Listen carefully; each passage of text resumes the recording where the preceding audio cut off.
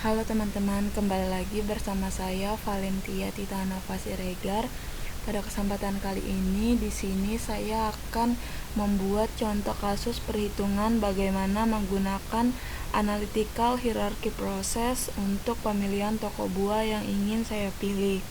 Nah, hierarki pertama untuk pemilihan toko buah itu ada ditentukan berdasarkan kriteria rasa buah, variasi buah, kualitas buah, pelayanan toko.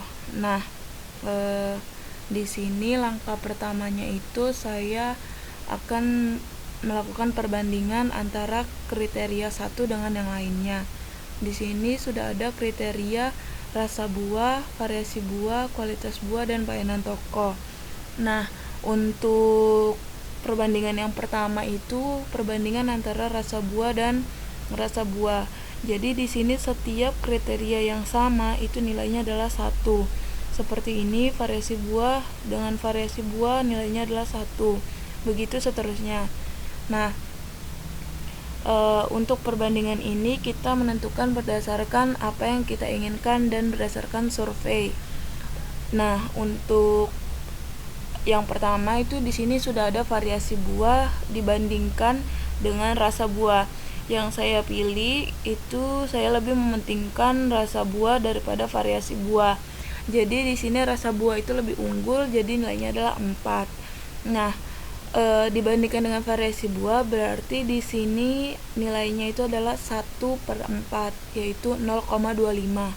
Jadi di sini saya memberikan warna background yang sama untuk teman-teman bisa lebih mengerti bagaimana caranya agar perbandingannya itu cepat.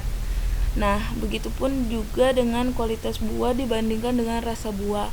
Saya lebih mementingkan rasa buah dibandingkan dengan kualitas buah. Jadi, lebih unggul rasa buah. Saya beri angka 3. Berarti di sini di kualitas buah itu adalah 1/3, yaitu 0,33. Jadi setiap nilai yang kurang unggul, yang bukan unggul, maka dia akan dibagikan 1 per nilai yang unggul tadi. Nah, begitupun dengan perbandingan antara pelayanan toko dengan rasa buah. Saya lebih mementingkan pelayanan toko dibandingkan dengan rasa buah. Jadi di sini pelayanan tokonya itu saya beri angka 5, berarti di sini itu adalah 1/5, yaitu 0,2. Begitupun dengan seterusnya. Nah, di sini juga saya sudah kasih background yang sama biar teman-teman lebih mudah paham dari warna-warna yang sama. Nah, begitu seterusnya kita lalu menentukan jumlah dari setiap kriteria yang ada. Langkah selanjutnya kita akan normalisasikan matriks yang ada di sini. Cara menormalisasikannya itu yang pertama kita jumlahkan setiap nilai baris kita dapatkan jumlahnya. Jadi lalu kita buat tabel baru. Jadi ini ada tabel baru yang dimana nilai-nilai kriteria itu adalah dari yang tabel pertama dibagi dengan jumlah keseluruhan. Jadi misalnya ini yang rasa buah itu kita bagikan dengan, misalnya di sini nilainya adalah 1. 1 berarti dibagi dengan jumlah 8,2. 4 dibagikan 8,2 dapat hasilnya 0,48. 3 dibagi 8,2 dapat hasilnya 0,36. Dan seterusnya sampai pelayanan toko. Nah, yang menentukan itu sehingga nanti kalau kita bagi setiap baris ini terhadap jumlahnya, maka total keseluruhan nilai itu adalah 1. Seperti itu. Lalu setelah kita mendapatkan nilai dari setiap barisnya, kita akan menghitung nilai rata-rata. Nah, yang dimana cara menentukan nilai rata-rata ini adalah kita jumlahkan semua nilai dari rasa buah, variasi buah, kualitas buah, dan pelayanan toko, kita bagi dengan 5. kita bagi dengan 4. Kita bagi dengan 4 karena di sini ada 4 kriteria. Begitu dengan seterusnya, dapatlah nilai rata-ratanya seperti ini. Lalu langkah kedua yang perlu kita ambil sebagai perhitungan kepentingan, maka kita ambil nilai rata-rata yang paling tinggi dari hasil survei, itu adalah nilai pelayanan toko. Ini nilai yang paling tinggi. Nah, setelah saya melakukan pengisian survei untuk kriteria, maka saya harus mengisi setiap alternatif per kriteria. Jadi saya akan bandingkan toko Lautan Buah, Total Buah, Larissa, Kampus Buah dan Buah Segar. Itu untuk aspek di sini, yang pertama itu ada rasa buah. Lalu kemudian saya juga membuat perbandingan untuk aspek variasi buah, kualitas buah, dan pelayanan toko. Nah, sekarang kita coba isi pertama untuk yang rasa buah. Nah, di sini sudah saya tentukan nilai-nilai perbandingannya sama seperti cara yang tadi, yang di langkah 1 perbandingan itu sama. Nah, setelah itu juga harus kita jumlahkan, dan caranya juga sama seperti yang di atas tadi, baris 1 dibagi dengan jumlah.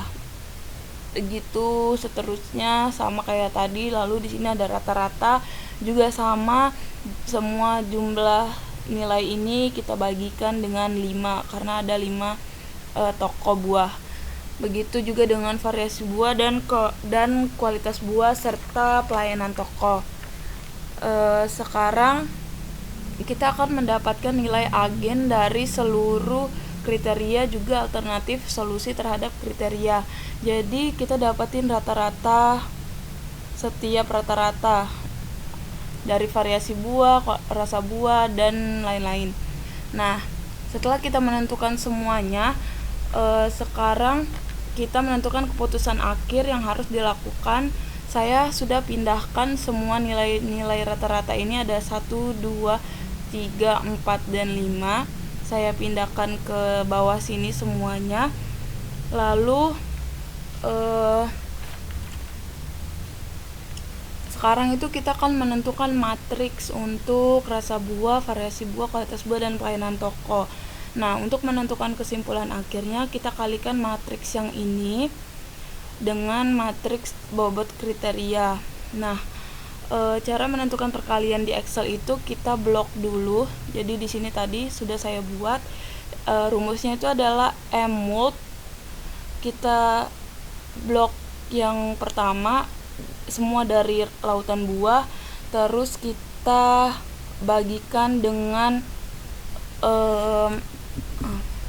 nah, saya contoh sama dengan M-MULT array tabel baris pertama kita kalikan dengan baris kali kolom. Nah, enter, dapatlah hasil bobot kriterianya 2,36. Jadi membuat matriks itu adalah baris dikali dengan kolom. Kolomnya itu adalah kriteria. Nah, akhirnya saya punya kali matriks dari nilai matriks untuk setiap alternatif terhadap kriteria dan bobot kriteria.